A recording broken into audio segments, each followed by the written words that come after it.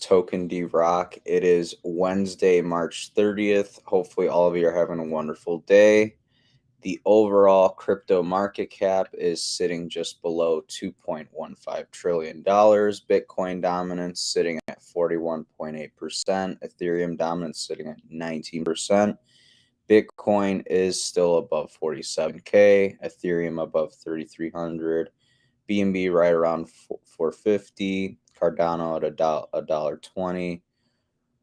Overall, crypto market cap is pretty much where it was just yesterday. A lot of these altcoins haven't bled or anything, haven't done anything too crazy, as we can see on the Bitcoin 1 minute chart, you guys. Bitcoin did go back into this band of resistance that we broke through just a few days back.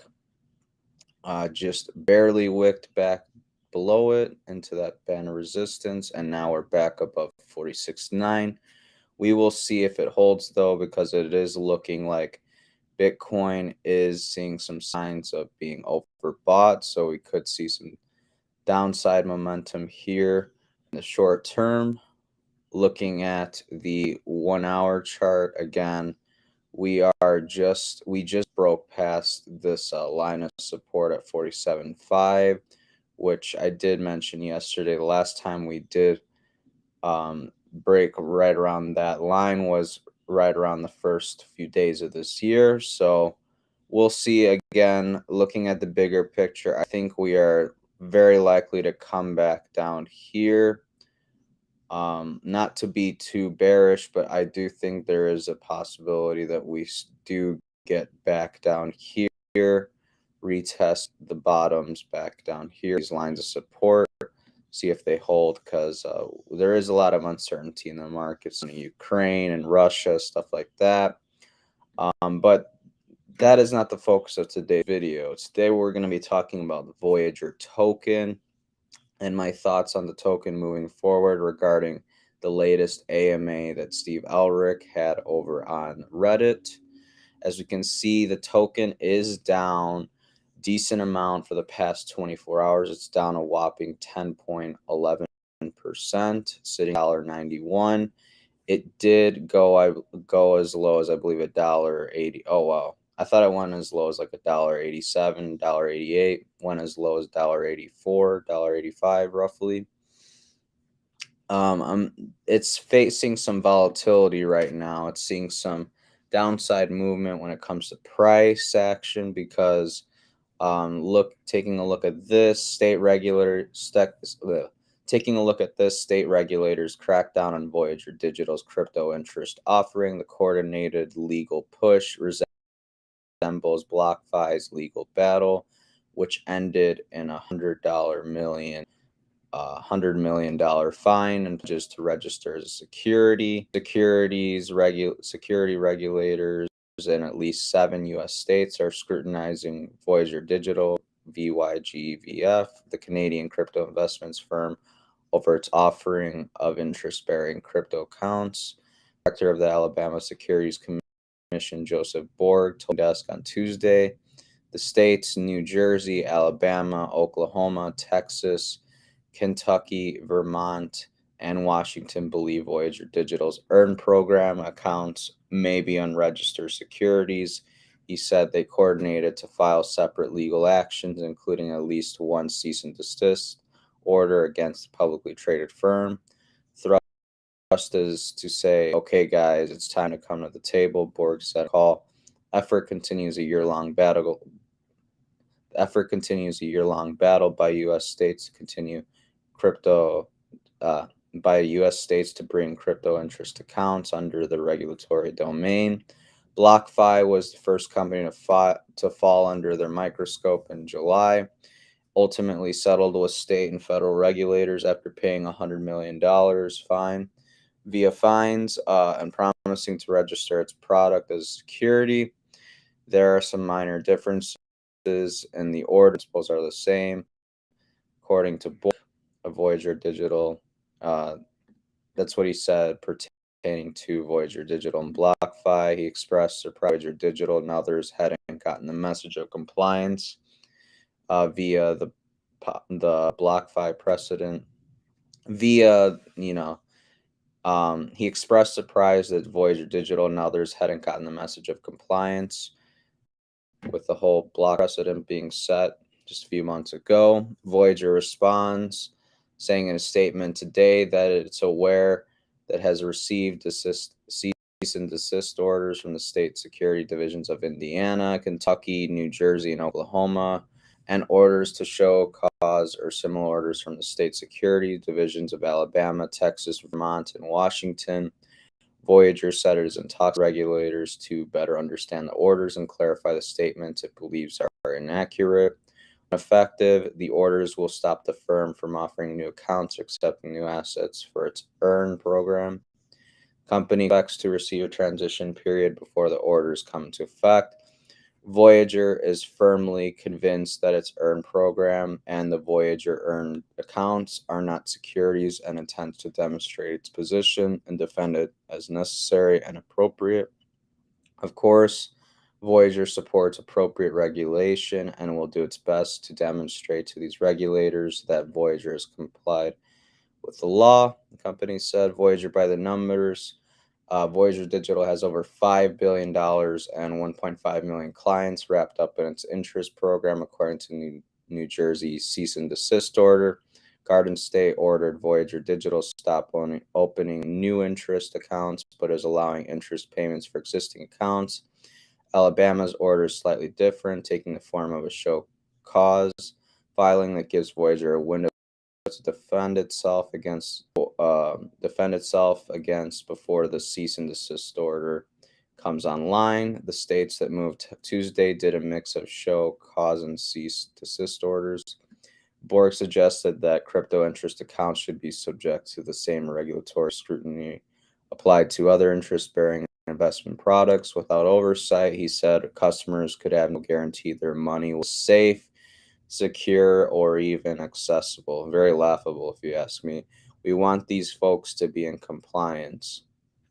Steve Elric did not pick up the phone, just for the record, but it is very comical that these state regulators are saying, "Oh yeah, you guys, what you guys are potentially offering via your interest earnings program, interest earn the rewards you guys are offering via your interest earns reward program or the Voyager loyalty program in this case, it goes against what we are used to accepting, via the traditional banking system and financial system.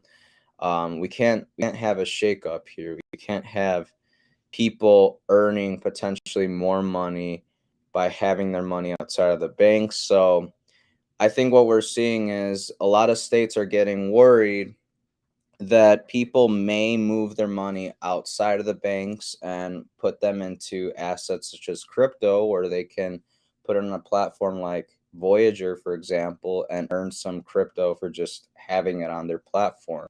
And I think this is very scary for the big banks. And I think that's why certain states are kind of being pushed out in the open, basically to confront Voyager and kind of go after them in a similar fashion as to how they attacked BlockFi.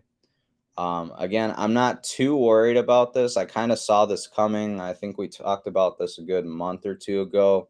If these state regulators crack down on Voyager Digital's crypto interest offering, whole rewards program, it was going to be similar to BlockFi, but again, the way Voyager makes their money via the spread on the app is completely separate and different from how BlockFi made their money. BlockFi made their money via loans, while Voyager makes money off the spread. So if they quote you that Ethereum's 3,300 and you really end up paying 3,310, they're making money off that spread, and that's how they make money. They're not making money off of loans. So that's the huge asterisk there as to how they're different. And just to reiterate this, I mean, Steve Elric, he's been doing this for quite a long time. I mean, as we can see,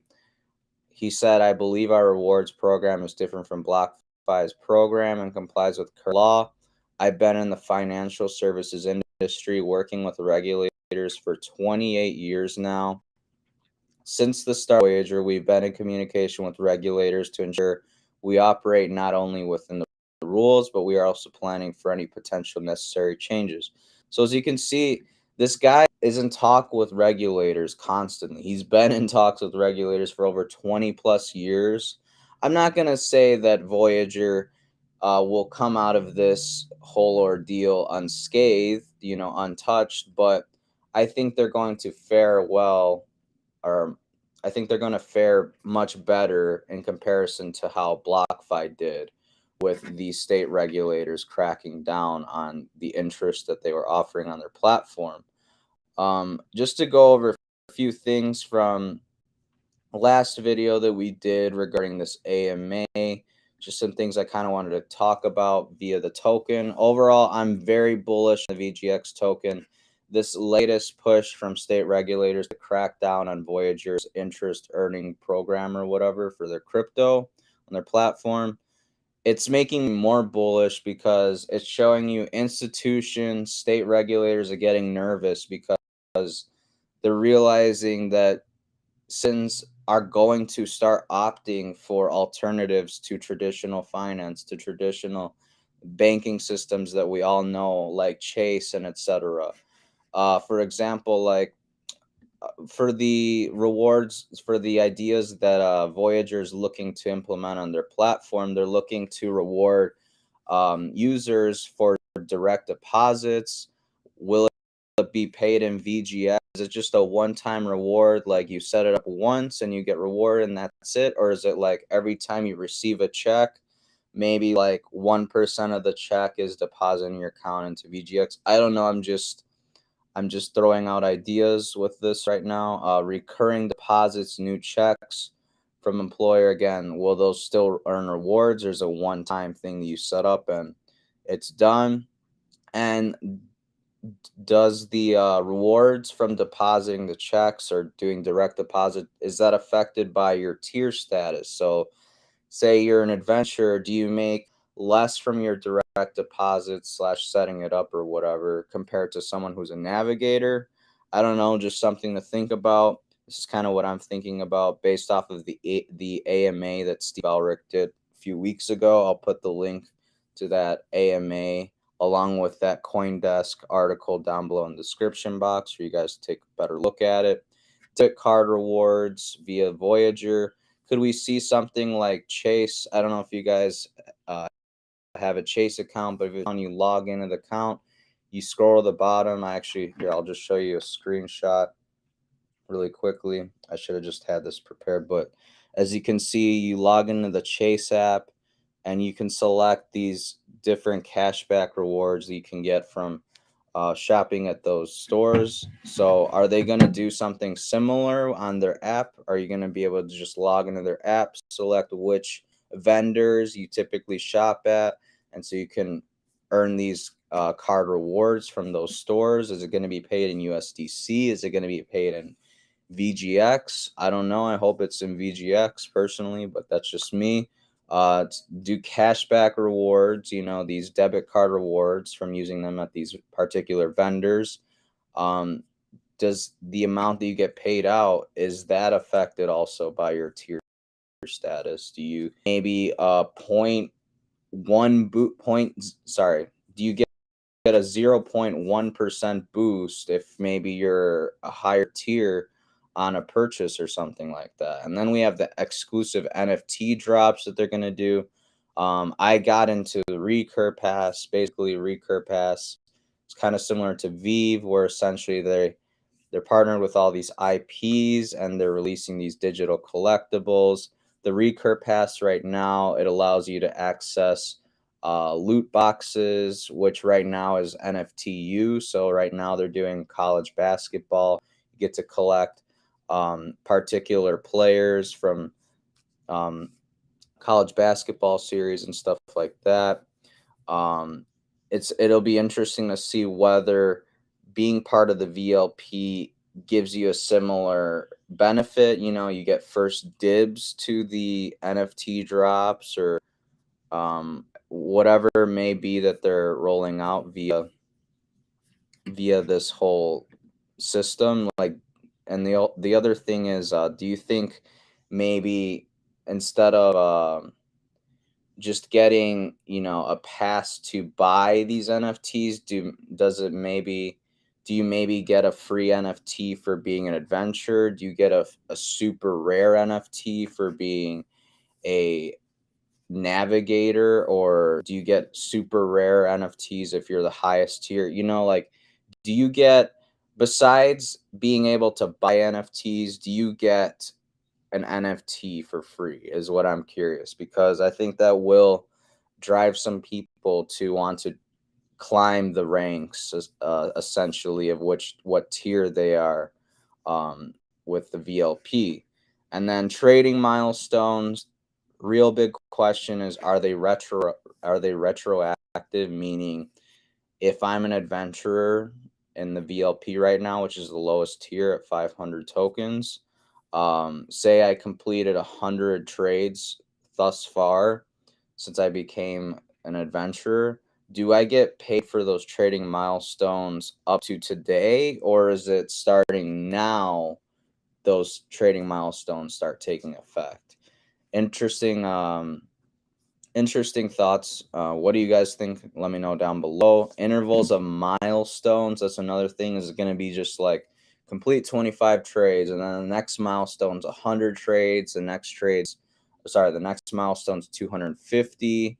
The next is 1,000. I don't know. I'm curious as to how they're going to do that, and I hope the trading milestones aren't lackluster. So I hope it's not like, oh, you completed 25 trades. Oh, well, you get 1 VGX or point 0.1 VGX. You know, I hope it's like, oh, you completed 100 trades. Well, here's 5 to 10 VGX. That would be pretty juicy if you ask me. And then instant crypto transfers.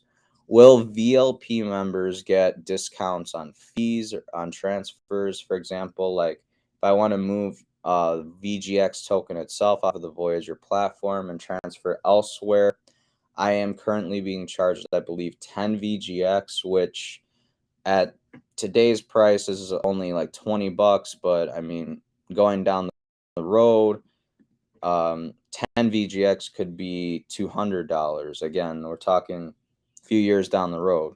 But and the other question is, do you think maybe fees are essentially negligible as you go higher up on the tier list? So maybe if you have 20,000 VGX on your account, maybe you pay like 1 VGX or something. Like the fees are so minuscule that it's almost like nothing essentially.